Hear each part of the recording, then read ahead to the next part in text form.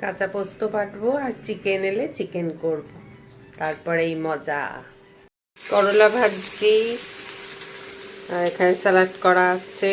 কাঁচা পোস্ত বেটে রেখেছি, খাবার সময় পেঁয়াজ কাঁচা লঙ্কা একটু সর্ষের তেল নিয়ে নেব। কাঁচা পোস্তটা একটু পাতলা হয়ে গেছিল, তাই জন্য তেলের মধ্যে টেলে নিচ্ছি। অমৃত সমান এক থালা ভাত খাওয়া হয়ে যায় আমাদের। পেঁপের ঘন্ট হচ্ছে বড়ি দিয়ে। আজকে ছাদে পিকনিক হবে, আমরা চাদর পেতে বসে খাবো মজা করে। পেঁয়াজ আদা রসুনের কাঁচা গন্ধটা তেলে নিয়ে করে নিয়ে এবার চিকেন দেব।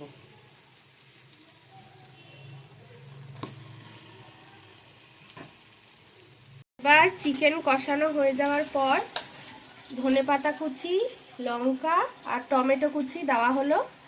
এবার এইগুলোকে একসাথে ভালো করে কষাতে হবে। রেডি হয়ে গেছে আমার মায়ের হাতের ক্রিয়েশনের ধানিয়া চিকেন। এবার খালি গরম গরম ভাত দিয়ে খাওয়ার অপেক্ষা।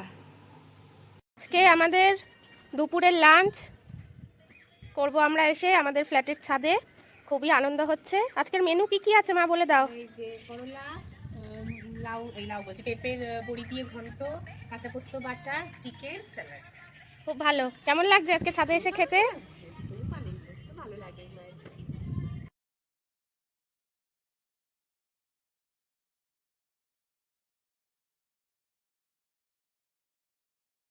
দিদুন মার রান্না দেখে দিদুন মার স্যালাডে খোলা এনে আর একজন রান্না করছে আর কার্টুন দেখছে।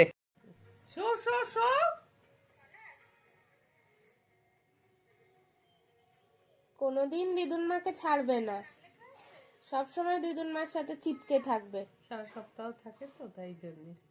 আদর করে দাও দিদুন মাকে। আদর করে দাও বাবা, দিদুন মাকে আদর করে তো শোনা। আজকে রাতের ডিনারে মেনু হচ্ছে চিকেন মোমো, এখানে স্যুপ আছে,